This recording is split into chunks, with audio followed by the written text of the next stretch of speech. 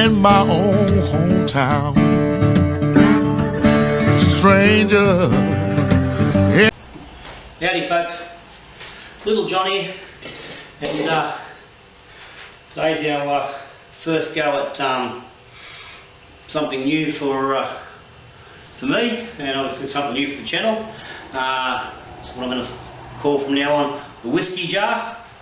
Yeah, Little John's finally bit the bullet and bought myself a pot still column for my Robo Brew. So, I haven't seen the previous videos, but getting into the whiskey, back into my whiskies fairly solidly. So, thought I really don't want to push the equipment level too much further on the beer, so I thought it's time to go make my own whiskey. And we just made a simple entry in there. So, as I say, I'm a learner. I've never done this stuff before. I've been watching videos, things, trying to work out where I'm going. So, these are not instructional videos. No siree. This is just simply documentary evidence and proof that of Little John and what he done. And, if you want to come along for the journey and learn with me, good stuff. I'm going to throw Little John's evil on things and play around a bit and experiment and whatnot. But if you're just starting out, or if you've got a little bit of experience under your belt, come along. You might learn something with me along the way. You might be able to give us some tips as well, just what something we're doing, I'm doing wrong, or can improve with. As I said, I don't expect to be making super duper whiskey straight off the bat, but I've been doing quite a bit of research, a lot of video watching. I'll tip my hat to Jessie from the Distill Facebook page, Distill YouTube, fellow out of New Zealand. I've watched a lot of his videos. I got blown his way courtesy of the Whiskey Tribe on Facebook. So there's been quite a few other fellas I've been reading and watching as well to get to where I'm going. So today, and I said I've had this bloody still sitting here. I've been waiting. I had to get through the wedding and stuff, get it out of the way. Going away next week, so I've got just enough time today to put on my first mash. So hopefully when I get back from my trip away, I'll be ready to do what's referred to as a stripping run, or I'm even potentially hoping to do a straight spirit run and turn this into a small batch, something drinkable, but we'll see where we get to down the track. Right now today I'm just looking at getting this mash on. Now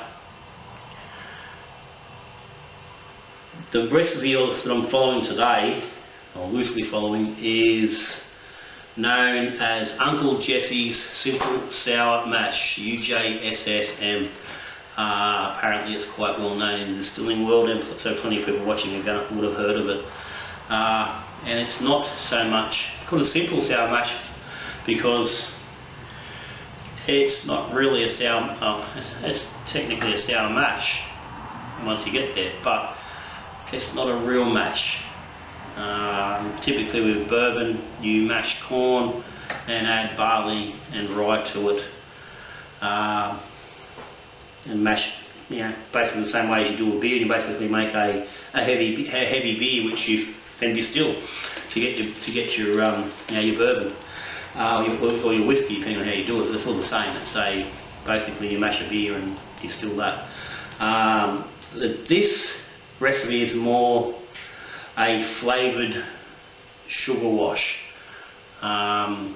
Basically it's sugar added to corn, but it's not mashed. The temperature is not high enough to cook. There's not any conversion of the corn. The corn's just simply to add flavour to the sugar mix, which is then through the distillation process becomes moonshine, and is then flavoured with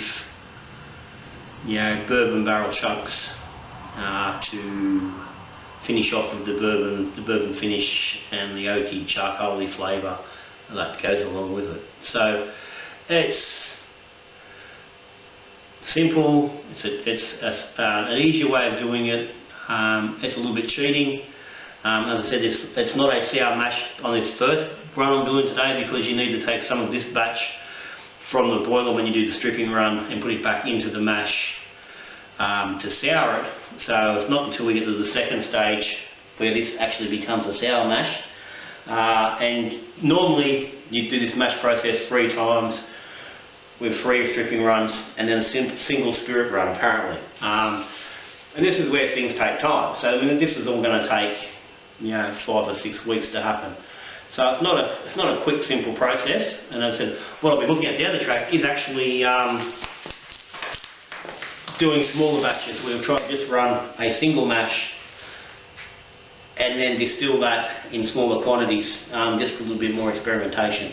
But so that's down the track. So simple stuff I need for this. I've just got my little 7 litre stock pot here. It's got about 5.5, 6 litres of water in it. I've warmed it up. It's sitting around 45 degrees, which is pretty much where I want it. This mash uses 25 litres of water, 4.2 kilos of cracked corn. Now if you live in the city, you may have to look around a little bit to try and find some cracked corn. You'll need to go to Pet Supply or a produce store, wherever your local horse feed is. They'll certainly have it.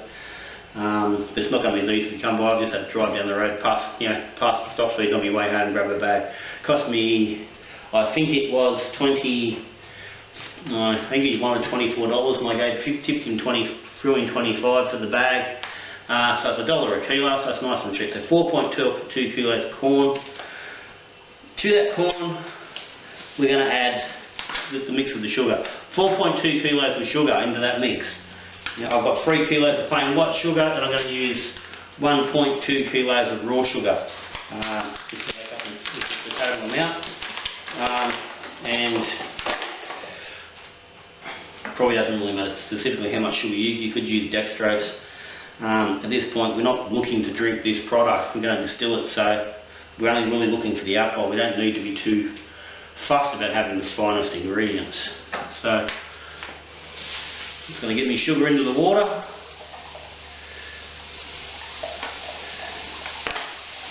Now, as I said, this water's at 45 degrees. It's about 6 litres. I need 25 litres all up, and I want that at around 25 degrees into the fermenter. And as I said, we're not mashing anything in, we're not boiling anything. We're just mixing this all up and then putting yeast in. Now, speaking of yeast, I need to get the yeast out.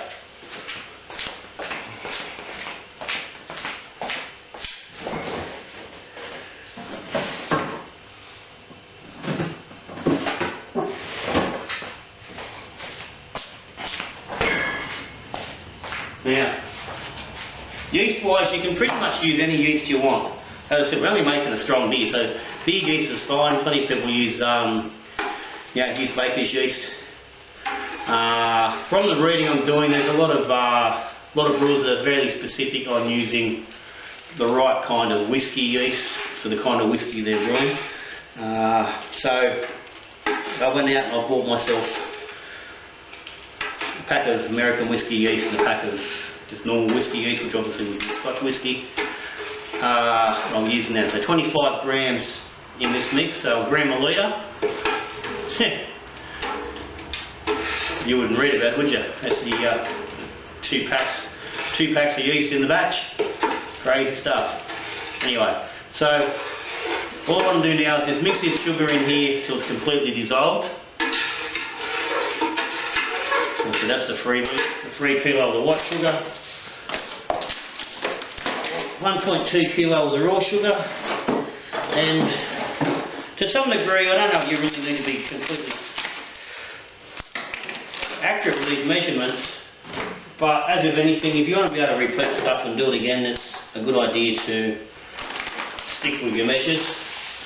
So I will weigh this out. I'm pretty confident that Woolworths aren't ripping me off too much with me white sugar. It would have been pretty close to that 3 kilo mark. I've got no reason to ever mistrust Woolworths. Might put strawberries in here, that's for sure. And we've gone a bit over.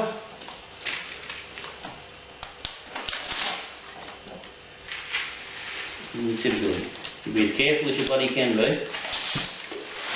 Always go silly. Alright. 430 grams, close enough to me.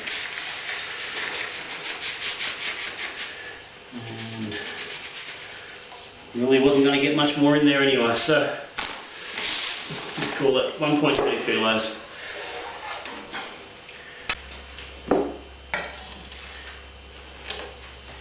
Okay, so I've got my yeast. I'm going to rehydrate 25 grams of the yeast. Lay it out.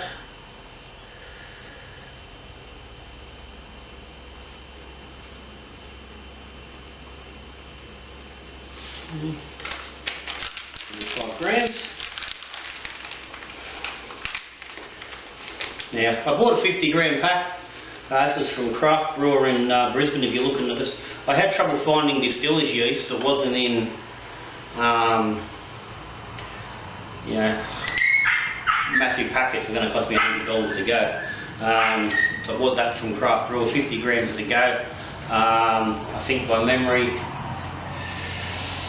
oh gee, I'm not sure, it might have been about 20 bucks a pack. But this 25 grams of yeast will do, so this match will continue on as you'll see as we go. So this juice will just stay there and keep doing batch after batch after batch. So it will turn into quite cheap. It's just like basically like reusing your yeast for your normal beer. So ideally I want this about the same, around 25 degrees.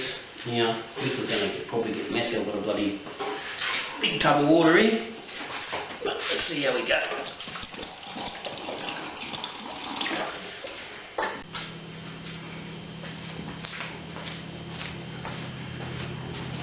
Right, I said we're experimental, didn't I? So the camera's memory card's full at some point. Don't know exactly when we stopped. Looking at it, it was somewhere around weighing out the yeast. So I've got my yeast hydrating, 25 grams of yeast, a cup of water, room temp, about 19 degrees. I've added my 4.2 kilos of cracked corn into Cooper's fermenter. I was just having a bit of a brag about winning most successful brewery local show over the weekend, and my prize of a gift voucher for the local home brew shop will pay for a bucket of proper fermenting part that we'll be using to do this in after this batch. So I've got my warm sugar water in here, got it mixed, and now I'm just going to add in the old tap water. Now I want to get this to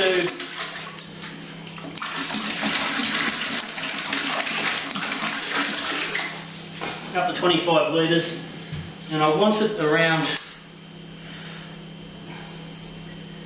so they say ferment around 25. Now given that the yeast over here is going to be around that 18 degree mark, I probably want this in much the same sort of region.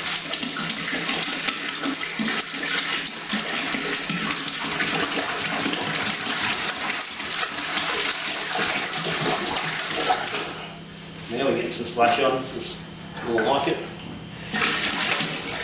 Now one thing I'm not sure of was the 25 litre volume. Now, as on the video with young Jessie from Still It, it says 25, it just says 25 litres of water. And then the corn and sugar. Now, I've got 25 litres in here at the moment, but there's not 25 litres of water. I've got 25 litres of volume, so I don't think I can really get, oh, mind you, I can throw the crowsing collar on, so, but I think I'm going to stick with that, 25. And the big thing I've learned from watching the videos is setting yourself a mark and using that consistently. So if I go to 25 litres as my top up point, I think we'll be alright. We can just run with that going forward. So I'm happy to do that for this. So let's give this a bit more of a mix.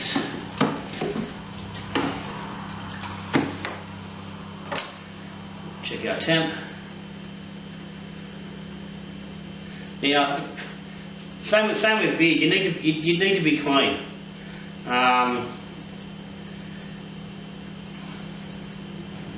Okay, so that water's now that's sitting at about 28 degrees. That's a little warmer than I would like to be pitching at, so that's okay. I will pop a lid on this and just let it sit till after dinner, then I'll come up and I'll pop the yeast in and put it into the fridge. But that'll do us for today. So today we're just looking at that simple mashing. So as I said, Uncle Jessie's Simple Sour Mash UJSSM. Corn, sugar, and supposedly at the end of the day going to give us a bourbon-like beverage. So I'll get this one in, I'll get it fermenting, and next video I'll do will be once this is fermented, and we'll get it out and we'll run it through the distilling with that, could be a stripping run, could be a spirit run, and when we come to it I'll explain that sort of, I'll discuss a little bit more about what they actually are, what they mean.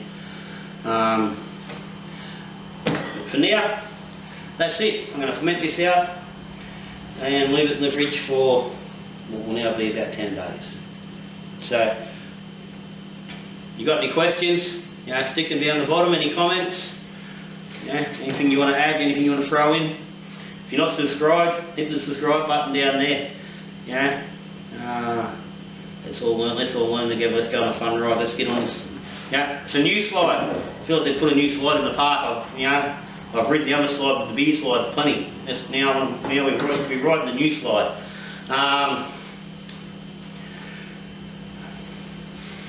Starting to smell alright. Anyway, so that's it. Comment, subscribe, whatever it is. That's me for today. Little John and Simple Sour Mash. I'll see you till I see you next time. Well, I can't say good brewing, can I? Because we're not actually brewing. Good distilling just doesn't have the same ring to it. So until I see you next time, bottoms up.